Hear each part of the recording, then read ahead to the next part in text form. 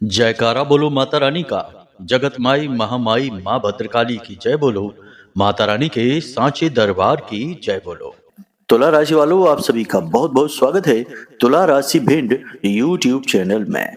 बंधुओं, जनवरी के अंतिम समय में आपके जीवन में घटने वाली है यह एक बेहद खतरनाक घटना। जी हाँ बंधुओं, यह घटना आपके जीवन को पूरी तरह से तहस नहस और बर्बाद करने वाली है। अब यदि आप सावधान नहीं रहते हैं, सतर्क नहीं रहते हैं और इस एक घटना से अनजान रहते हैं, तो आप स्वयं ही अपनी जिंदगी को बर्बाद कर बैठेंगे। आपके आसपास, आपके अपनों में ही आपका सबसे बड़ा एक शत्रु छिपा बैठा है।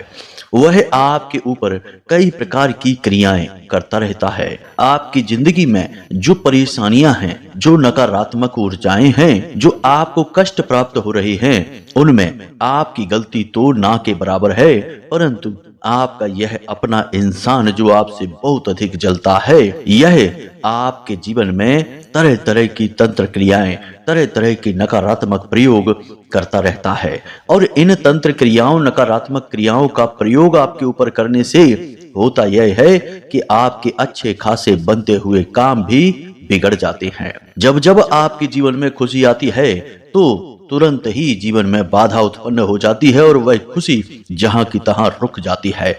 आपके हाथों से वह खुशी फिसल जाती है। फिर बस आपके जीवन में वही लंबा इंतजार, दुख, दर्द और तकलीफ बचे रह जाते हैं। अब आपके जीवन में फिर से वही एक घड़ी आ रही है जब आपका समय बदलने वाला है। आने वाला समय बेहद सुंदर आपके लिए होने वाला है और एक एक करके ढेर सारी खुशियां आपके जीवन में आने वाली हैं, परंतु आपके शत्रु भी सक्रिय होने वाले हैं। याद रखना कि मंगल की बकरी चाल और यह पूरा वर्ष मंगल का ही है, तो ऐसे में नकारात्मक ऊर्जाएं और शत्रु बहुत अधिक सक्रिय हो जाते हैं, बलिष्ठ हो जाते हैं।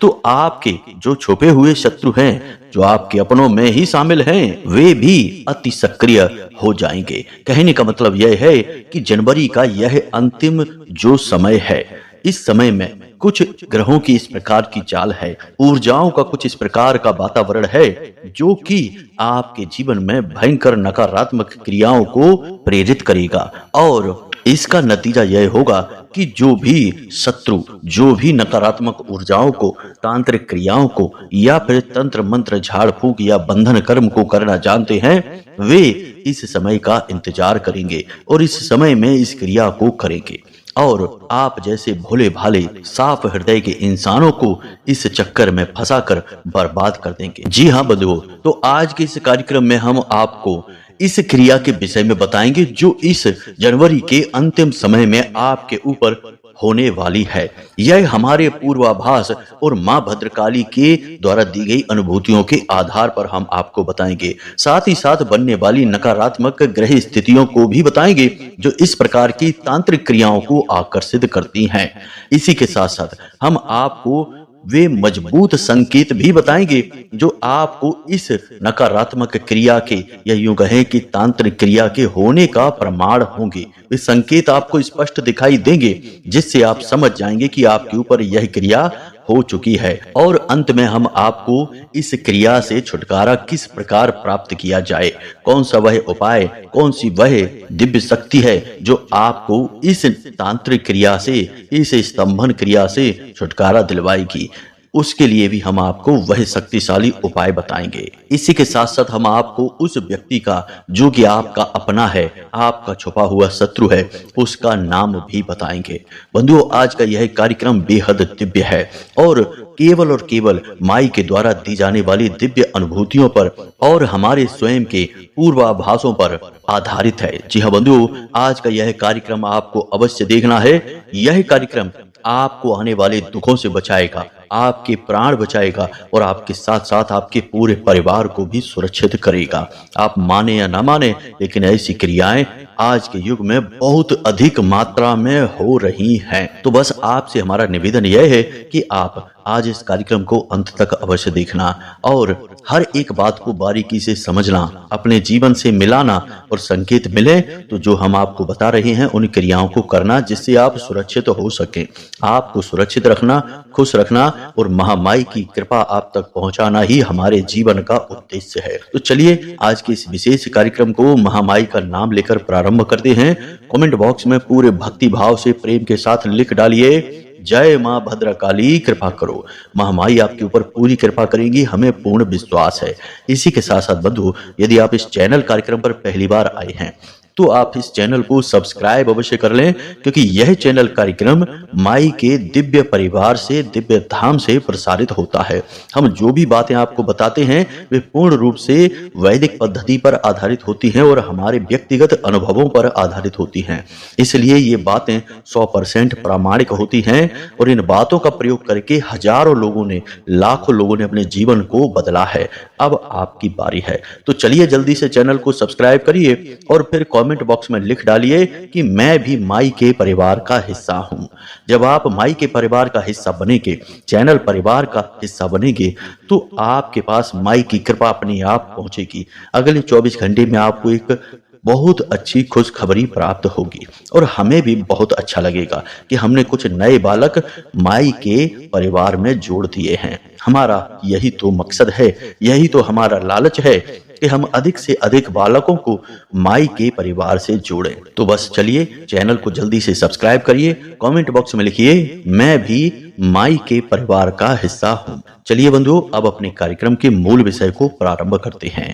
कब आप जीवन में तरक्की करेंगे, कब आपके जीवन में बाधाएं आएंगी, कब रोग आएंगे, कब दुर्घटना होगी, कब आपकी संतान होगी, कब आपका विवाह होगा, ये सारी बातें जानने का क्या तरीका है? अक्सर लोगों के मन में यह उत्सुकता रहती है। या फिर जीवन में इतनी उथल पुथल क्यों है, परेशानियां क्यों हैं, क्यों हर पल केवल और केवल टेंशन है, कोई भी काम कर लो उसमें कामयाबी नहीं मिलती है। इन सब का कारण बताना और उनका समाधान कहां से प्राप्त होगा? केवल एक ही मार्ग है, आपकी कुंडली। आपके पैदा होते ही आपके पूरे जीवन की कहानी ग्रह नक्षत्रों के आधार पर लिख दी गई है। आपके जीवन की एक सिंगल घटना भी उस कुंडली के दायरे से बाहर नहीं जाएगी। यदि आपको भी अपने जीवन में श्रेष्ठ मार्गदर्शन की तलाश है और जीवन की समस्याओं का कारण जानना है, तो नंबर हमने दे रखा है वीडियो में। इस नंबर पर फोन करिए। 10 बजे से 4 बजे के बीच कभी भी फोन करके अपनी डिटेल बताइए। एक छोटी सी दक्षिणा के साथ अपनी कुंडली का श्रेष्ठतम आकलन करवा डालिए। अक्सर आपके जीवन में यह होता है कि आप किसी भी कार्य की शुरुआत करें, शुरुआत बहुत अच्छी होती है, लोग खूब तारीफ भी करते हैं, आपको भी बहुत अच्छा लगता है, लेकिन कुछ समय के बाद धीमे धीमे कार्य में गिरावट आनी शुरू होती है और एक समय आने के बाद ऐसा लगता है जैसे कि काम पूरी तरीके से रुक गया है। जी हाँ बंधुओं, हम काम धंधे व्यापार की ही बात कर रहे हैं। हर बार आपके साथ यही होता है। तो ऐसा क्यों होता है? आप पूरे दिल के साथ काम करते हैं, खूब पैसा, खूब अपना दिमाग लगाते हैं, सारा ज्ञान अपना आप झोंक देते हैं, लेकिन तब भी अंत में नतीजा कुछ भी नहीं निकलता है और बड़े ही दुख के साथ आपको अंत में उस काम को बंद ही करना पड़ता है। आपका पैसा भी हर जगह अटक जाता है। आपके जो अपने हैं वे ही आपके शत्रु बन बैठते हैं और आपके बिगड़े हुए काम के लिए आपको ही दोषी ठहराने लगते हैं। क्या कभी ऐसा होता है कि कोई जानबूझकर अपना काम खराब करता है? नहीं, ऐसा तो कभी नहीं होता। तो फिर आपके साथ ऐसा क्यों होता है कि आपका काम खराब हो जाता है और उसका दोष भी आपको ही लगा दिया जाता है, जबकि आपका दिल जानता है कि आपने अपने काम के लिए, अपने काम धंधे व्यापार के लिए कितनी मेहनत की है। अगर आप नौकरी करते हैं तब भी यही हाल होता है। आप अपनी तरफ से बहुत मेहनत करते हैं, पूरा जी जान लगाकर आप अपने काम को ईमानदारी के साथ करते हैं, तब भी ना तो आप अपने उच्च अधिकारियों का, ना ही अपने सहकर्मियों का दिल जीत पाते हैं। शुरुआत सब अच्छी ही होती है, लेकिन बाद में वहां पर भी सारा हिसाब किताब बिगड़ता चला जाता है और अंत में सब खराब हो जाता है, स्थिति आपके हाथों से निकल जाती है। और अक्सर आपके साथ एक तकलीफ और भी है कि जब आपके जीवन में ऐसी बाधाएं आती हैं, रुकावटें आती हैं, तो आपको ऐसा लगता है कि शायद आपकी किस्मत ही खराब है, इसकी वजह से आपको ये दुख प्राप्त हो रहे हैं। लेकिन बंधु, हम आपको बता दें कि यहाँ किस्मत का कोई लेना देना ही नहीं है। यहाँ पर फर्क पड़ता है दूसरों के विचारों से, दूसरों के द्वारा की गई क्रियाओं से। आपके आसपास बहुत सारे ऐसे लोग हैं जो आपसे बहुत अधिक जलते हैं। पूरे राशि चक्र में आपकी ही एकमात्र ऐसी राशि है जिससे लोग बहुत अधिक जलते हैं। अब चाहे आप किसी भी स्थिति में हो, अमीर हो, गरीब हो, उच्च स्थान पर हो या निम्न स्थान पर हो, तब भी आपके आसपास के लोग आपसे जलते हैं। आपके अंदर प्राकृतिक तौर पर भगवान ने कुछ इस प्रकार के गुण दे रखे हैं जिनसे ही लोगों को जलन होने लगती है। आपका बात करने का तरीका सबसे अलग है, आपका ज्ञान दूसरों से बहुत अलग है, आपके बोलचाल और चलने फिरने का ढंग भी दूसरों से बहुत अलग है। आपकी सोच बहुत ऊंची है, आप तर्कशील व्यक्ति हैं और आप जब बोलते हैं तो हमेशा अपनी बातों को प्रमाण के साथ बोलते हैं। और सबसे महत्वपूर्ण बात कि आप कोई भी गलत आपके सामने बोले इसे सह नहीं सकते हैं, तो आप उसे तुरंत ठीक करने लगते हैं। कहने का मतलब यह है कि आपके अंदर भगवान ने कई ऐसे गुण खुद उत्पन्न करके दिए हैं जिनके लिए समाज में लोग तरसते हैं। तो फिर जब उनके अंदर ऐसे गुण नहीं होते तो वे आपसे जलन खाने लगते हैं, हर बात में आपसे जलने लगते हैं और पीठ के पीछे आपको बुरा भला भी कहते हैं। और ये लोग कोई पराये नहीं हैं, ये आपके अपने ही हैं। फिर जब जीवन में ऐसा होता है कि आप अपनी मेहनत के बलबूते पर कुछ कार्य करते हैं, तरक्की हासिल करते हैं, जीवन में आगे बढ़ते हैं, तो यही अपने जो आपसे छोटी छोटी बातों में जलन खाते थे, इनकी जलन हद से पार बढ़ जाती है। फिर ये पागलों की तरह आपको बर्बाद करने के बारे में सोचने लगते हैं। इन्हें ऐसा लगता है जैसे आपको कामयाब होने का कोई हक ही नहीं है और आपने कामयाब होकर कोई गलत कार्य कर डाला है। तो ये आपको बर्बाद करने के लिए प्लानिंग करने लगते हैं, तरह तरह की योजनाएं बनाने लगते हैं, पीठ के पीछे ऐसी ऐसी बातें करते हैं जैसे कि आप इनके सबसे बड़े शत्रु हैं। लेकिन आप भोले भाले इंसान हैं, आप इनको अपना ही मानते रहते हैं, दिल से जुड़ाव महसूस करते हैं और आप हर बात खुलकर इन्हें बताते रहते हैं, हर बात में इन्हें शामिल करते रहते हैं और नतीजा यह होता है कि ये आपकी हर एक बात को समझते हैं। सुख दुख, आपकी हानि लाभ और आपकी कमजोरियां सब ये अच्छी तरह से जानते हैं। फिर ये आपका दुरुपयोग करना शुरू करते हैं। पहले तो ये भावनात्मक तौर पर आपका दुरुपयोग करते हैं, मीठी मीठी बातें आपके सामने करते हैं, कभी कभी मगरमच्छ के आंसू बहाते हैं और आपसे अपना काम निकाल लेते हैं। आपका पैसा, आपकी चीजें सब कुछ उपयोग करते हैं, लूट लेते हैं और फिर आपको ही मूर्ख बनाते हैं। कई बार तो आप समझ भी जाते हैं कि यह इंसान झूठ बोल रहा है, आपको मूर्ख बना रहा है, लेकिन आप जानबूझकर भावनाओं में बहकर मूर्ख बनते रहते हैं, कुछ भी कहते या सुनते नहीं हैं। इसी बात का लाभ आपके ये अपने उठाते हैं और आपका लगातार दुरुपयोग और शोषण करते रहते हैं। फिर यदि आप कभी इनका विरोध करते हैं या इनकी चाल फरेबियों को समझकर आप इनसे कुछ कहते सुनते हैं, तो ये आपके बर्बादी के प्लान बनाने लगते हैं, आपके लिए तरह तरह की योजनाएं बनाते हैं और आपको फंसाने की कोशिश करते हैं। तो बस अब ऐसा ही कुछ आपके साथ होने वाला है। अब आपको सावधान रहना है। अब हम आपको बताने जा रहे हैं इन संकेतों के विषय में जो आपको पहचानना है, जो जनवरी के इस अंतिम समय में यानी कि आने वाले 5 से 6 दिनों में आपके साथ घटित होने वाले हैं। यदि आपको ये संकेत मिलते हैं तो आपको सावधान हो जाना है और जैसा हम कहते हैं, जो बताते हैं, बिल्कुल वैसे ही आपको कार्य करने हैं। तो अब इन संकेतों को मिलाकर देखना और इनमें से कुछ संकेत भी यदि आपको दिखाई दे जाएं अपने ऊपर तो समझ जाना कि बंधन हुआ है। या फिर आप ऐसा भी कर सकते हैं कि आपके घर के हर एक सदस्य पर आप इन संकेतों को मिलाकर देखना और जिस भी इंसान पर आपको ये संकेत ज्यादा मात्रा में दिखाई दें तो समझ जाना कि उसका बंधन हुआ है। किसी का भी बंधन हुआ हो, आपके जीवन में परेशानियां आएंगी ही, क्योंकि आपका रिश्ता है, आपका घर है। अब बीमारी चाहे किसी एक इंसान को ही लग जाए, लेकिन एक से ही सब में फैल जाती है, संक्रमण होता है। इसी प्रकार यह बंधन और तांत्रिक क्रियाओं का भी संक्रमण होता है। तो सबसे पहला संकेत, याददाश्त का कमजोर हो जाना। आपके मन में कोई विचार अभी उठ रहे हैं, कुछ आपने सोचा है, लेकिन कुछ समय के बाद अचानक से आप सब कुछ भूल जाएंगे। आपको लगेगा कि आपने क्या सोचा था, आपको कुछ पता ही नहीं है। यहाँ तक कि स्थिति कभी कभी ऐसी हो जाएगी कि बातें करते करते ही बीच में ही आप यह भी भूल जाएंगे कि आप किस विषय पर बात कर रहे थे और आपको बहुत दिमाग पर जोर डालना पड़ेगा, तब कहीं जाकर आपको याद आएगा कि आप किस विषय पर चर्चा कर रहे थे। यानी कि अचानक से आपके दिमाग में एक अंधेरा हो जाएगा, एक ब्लैकआउट सा होगा और आप सब कुछ भूल जाएंगे, जैसे बल्ब बुझ जाता है और कमरे में सब कुछ गायब हो जाता है। अंधेरा सा छा जाता है। बिल्कुल वैसा ही आपके साथ होगा, यानी याददाश्त आपकी एक झटके के साथ गायब हुआ करेगी, कमजोर हो जाएगी। अब दूसरा संकेत, आप खूब अच्छी तरह से जानते हैं कि कौन सी चीज अच्छी है, कौन सी चीज बुरी है, यानी अच्छे बुरे के बीच फर्क आपको अच्छी तरह से पता है। लेकिन इस सब को जानने के बाद भी दिन में एक समय ऐसा अवश्य आएगा जब आप अपने ऊपर से पूरा नियंत्रण खो देंगे। जी हाँ बंधु, और आप उस समय कुछ ऐसा कार्य कर जाएंगे जो कि बहुत ही नकारात्मक होगा। फिर जब आपको होश आएगा, आप अपने आपे में आएंगे, तो फिर आपको मन में आएगा कि आपने यह कार्य क्यों कर लिया, यह तो बहुत ही गलत कार्य है। जैसे कि आप शराब पी सकते हैं बहुत ज्यादा मात्रा में, आप कोई और भी गलत कार्य, जुआ खेल सकते हैं, सट्टेबाजी कर सकते हैं, बहुत ज्यादा क्रोध कर सकते हैं किसी ऐसे इंसान पर जिसकी ज्यादा कोई गलती भी नहीं है, और आप भयंकर उस पर क्रोधित हो सकते हैं, तोड़ फोड़ भी कर सकते हैं, मारपीट भी कर सकते हैं, भयंकर झगड़ा भी कर सकते हैं।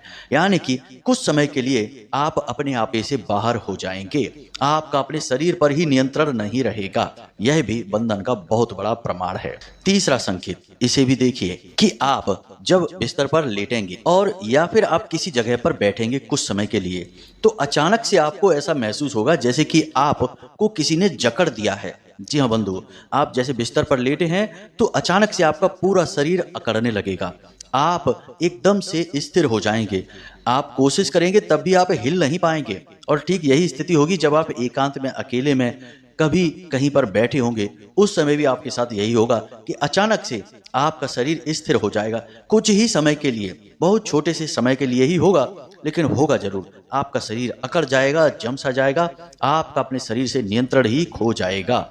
ऐसा भी होता है। अब वैसे तो बहुत सारे संकेत हैं, लेकिन इन संकेतों को आप मिलाकर देखना, इनमें से जो संकेत मिले तो आप समझ जाना कि आपके ऊपर भयंकर बंधन की क्रिया हुई है।